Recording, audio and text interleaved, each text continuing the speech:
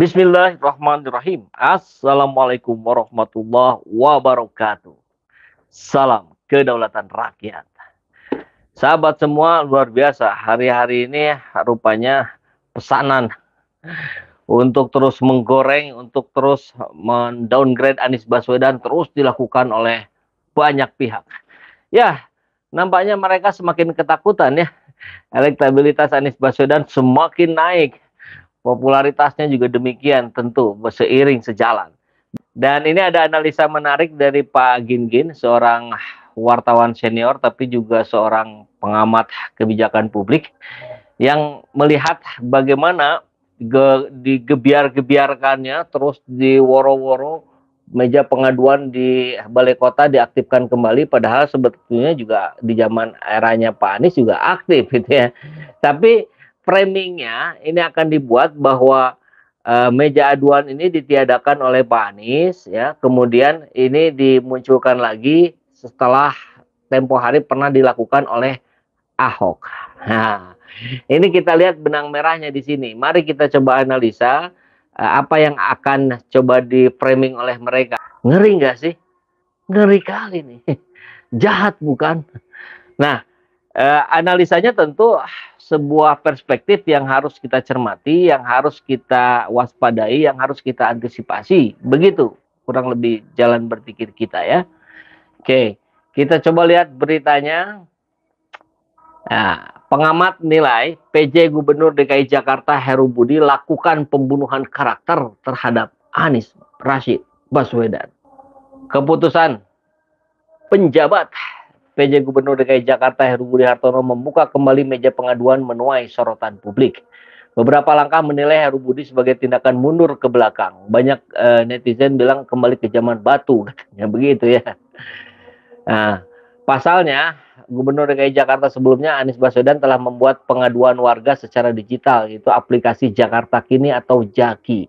Meskipun ini yang harus diingat bersama juga, aplikasi ini diadakan bukan dengan meniadakan aduan langsung. Aduan langsung masih tetap diterima dan itu faktanya ada, real, nyata gitu. Ini dianggap tidak ada gitu. Pengamat kebijakan publik Gin Praginanto menilai Heru Budi juga tengah melakukan pembunuhan karakter terhadap Anies. Bahkan Gin menyebut timbul kesan seolah-olah itulah tugas utama Heru Budi, membunuh karakter Anies Baswedan. Jadi kesan itu masuk di sudut pandangnya seorang Gin dan saya kira juga muncul di sudut pandangnya para pecinta Anies Baswedan. Ya. Ini hal yang lumrah karena kita semua dibekali akal kok untuk melihat gitu secara jernih. Inilah tugas utama PJ Gubernur DKI, melakukan pembunuhan karakter terhadap Anies, ujar Gin. Dalam keterangannya Rabu 19 Oktober 2022, mantan wartawan Tempo ini mengungkapkan laporan melalui meja pengaduan di Balai Kota bisa jadi menjadi sarana bagi para buzzer menebarkan berita yang belum tentu benar. Nah, ini yang harus kita antisipasi, harus kita waspadai bersama. Cara yang mungkin dipakai untuk melakukan pembunuhan karakter adalah, nah ini, dengan mengundang massa sebanyak mungkin datang dan membuat laporan ke Balai Kota. Sehingga menurut Gin, pengaduan masyarakat yang tanpa melalui proses verifikasi lalu ditebar oleh para buzzer seolah-olah itu adalah kebenaran. Nah, kebayangkan ini mudah sekali, kita tidak membutuhkan biaya yang terlalu besar untuk melakukan skenario ini. Jadi seorang Gin ini luar biasa dapat menangkap, dapat mencermati apa yang barangkali tendensinya ini besar, kansnya besar sedang dilakukan oleh mereka untuk mendowngrade Anies Baswedan. Jadi kebayang sahabat semua ya, nanti logika berpikirnya Pak Gin ini adalah nanti orang-orang dimobilisasi gitu ya untuk datang ke sana, kan ini katanya tanpa verifikasi. Kalau yang sebelum-sebelumnya bahkan di zaman Pak Anies pun demikian, itu harus ada verifikasi dulu di wilayah yang terdekat, RT RW dan seterusnya lah gitu, baru masuk ke Balai Kota. Nah, ini nampaknya kalau dari pemaparan Pak Gin ini tidak ada hari ini. Jadi orang mau datang aja langsung. Nah, bisa saja yang diadukan itu bukan hal yang sebenarnya gitu. Bisa saja yang diadukan itu hanya skenario yang memang niatnya ujungnya adalah untuk mendowngrade Anies Baswedan. Caranya mengundang, dalam kurung mungkin menggerakkan masa ke balai kota untuk melakukan pengaduan, lalu tanpa verifikasi pengaduan mereka ditebar oleh para buzzer sebagai seolah-olah itu kebenaran. Padahal aduan itu baru aduan. Bisa jadi isinya tidak ada gitu, hoax gitu dan sebagainya. Ya tendensi itu sangat mungkin dalam pandangan seorang Gin Praginanto ini. Sebelumnya, ya ini kabar sebelumnya nih ya. Sebelumnya sesaat setelah dilantik, PJ Gubernur Heru Budi menyatakan akan menghidupkan layanan kembali meja pengaduan di masyarakat di balai kota. Bukan hanya membuat meja pengaduan saja, kan yang akan dilakukan Heru Budi juga konon katanya sedang mempertimbangkan kembali untuk melakukan normalisasi sungai. Itu adalah membeton sungai, melebarkan sungai, dan dampaknya nanti rumah-rumah yang kaum miskin kota itu digeser lagi, digusur lagi. Iya kalau diganti untung. Ini kalau diganti rugi bagaimana gitu kan? Kalau ganti rugi itu sudah diganti masih rugi gitu ya, atau malah nggak diganti. Nah ini yang juga harus kita cermati bersama ya. Oke, bukan hanya itu saja, gorengan-gorengan dari para buzzer kan langsung hari ini bertebaran. Saya sudah angkat sebetulnya di video sebelumnya, tapi nampaknya ini masih terus banyak juga yang terpengaruh gitu. Makanya saya angkat lagi. Seperti misalkan ini ada di sini nih. Nah, ini mendukung penuh langkah Anies Baswedan. Mendukung penuh Islamisasi yang akan dijalankan jika Anies menjadi presiden. Cadar diwajibkan bagi wanita muslim. Pria diwajibkan memelihara jenggot. Parfum minyak wangi diharamkan. Nah, apa ini namanya kalau bukan siasat adu domba? Anies Baswedan coba dipertentangkan dengan orang-orang yang Islam kanan lah kurang lebih begitu. Mencoba di framing. Akhirnya nanti yang ada di Islam kanan mulai ada kebencian terhadap Anies.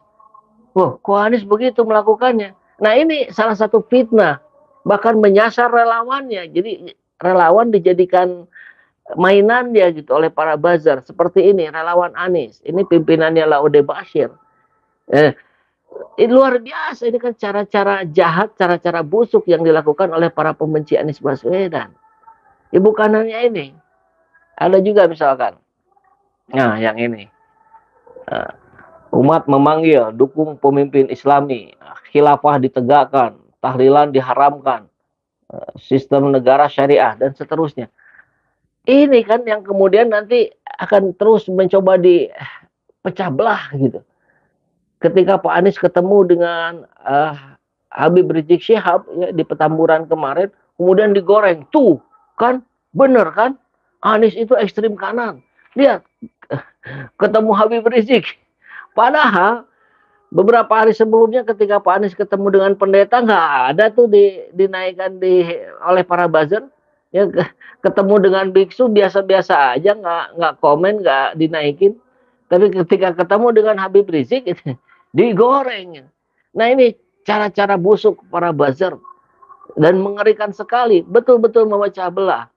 Nah, tentu ini tidak bisa dibiarkan, begitu ya. Nah ini juga sama nih, saatnya Indonesia bangkit bersama Anies Baswedan, pemimpin umat Islam di dunia. Pejabat negara wajib beragama Muslim. Kegiatan serta berdoa harus atas nama, oh ya begitulah ya. Ini fitnah-fitnah yang terus ditebar dan ini saya kira baru permulaan. Besok lusa akan makin kencang. Jadi tentu saya pun tidak akan berdiam diri ya. Kita akan terus mengcounter narasi-narasi jahat itu karena ini sungguh cara-cara yang merusak demokrasi di Indonesia. Kita nggak bisa biarkan. Kita harus lawan. Bagaimana cara melawannya? Yang bisa dilakukan oleh sahabat semua. Berkali-kali saya bilang di beberapa video sebelumnya. Bikin video seperti ini. Bikin meme. Bikin tulisan gitu untuk mengcounter ini. Wah saya nggak bisa bikin video, saya nggak bisa bikin meme, saya takut bikin tulisan. Sebarkan video-video seperti ini ke seluruh koneksi yang Bapak Ibu sahabat semua miliki. Termasuk meme, termasuk tulisan, sebarkan gitu. Ini salah satu cara untuk kita tetap berada di jalan yang kebenaran gitu. Benar bukan hanya benar dalam diam, tapi benar dengan bergerak gitu untuk menyampaikan kebenaran. Ini kan dakwah. ya, menyerukan kebenaran. Dan apa yang Anies Baswedan sampaikan adalah cara-cara ahsan, cara-cara baik untuk membuat Indonesia menjadi lebih baik. Buktinya apa? Jakarta, 83% warganya puas dengan kepemimpinan Anies Baswedan. Itu sudah cukup untuk menggambarkan apa saja yang sudah beliau lakukan, apa saja yang sudah karya-karya beliau tunjukkan, berikan untuk warga Jakarta. Mari kita panjatkan doa juga agar Indonesia ke depan semakin baik, semakin diberkahi Allah, menjadi negeri yang baldatun thayyibatun warabun ghafur. Tapi tentu syariatnya adalah kita harus memilih pemimpin dulu yang jujur, yang amanah, yang mengedepankan aspirasi rakyat dan kehendak rakyat. Kan di situ intinya. Jadi kita akan pantau terus, kita akan jaga jangan sampai Anies Baswedan terus-menerus di downgrade, karena itu hal-hal yang bohong, yang hoax, yang fitnah. Kita tidak bisa diam melihat hal-hal yang seperti itu. Saya kira kita semua setuju ya. Baik, salam kedaulatan rakyat. Assalamualaikum warahmatullahi wabarakatuh. Alhamdulillahirrabbilalamin. Saat ini banyak sekali sahabat-sahabat dari Saiful Zaman Channel yang menjadi patron dari kegiatan ini, yang mendukung, yang mensupport dengan berbagai cara. Luar biasa, via WhatsApp, via grup, via media sosial lainnya. Bahkan tidak sedikit yang kemudian mendonasikan uangnya untuk perjuangan kami di medan dakwah ini. Ya jelas hal ini sangat membantu keberlangsungan channel ini, karena kebutuhan pun kemudian bertambah. Tidak bisa lagi ini dikerjakan oleh 1-2 orang. Kita harus merekrut lebih banyak orang. Dan itu jelas membutuhkan dana yang tidak kecil. Oleh karena itu, buat sahabat-sahabat semua yang terus mendukung kami, doakan juga kami untuk mampu istiqomah, untuk mampu terus menyuarakan dan menggemakan suara hati rakyat. Dan seperti biasa, bagi yang ingin membersamai kami dengan membantu operasional channel ini, sahabat bisa mendonasikannya ke nomor rekening yang ada di bawah sini. Dan silakan untuk mengkonfirmasikannya ke nomor yang ada di sini.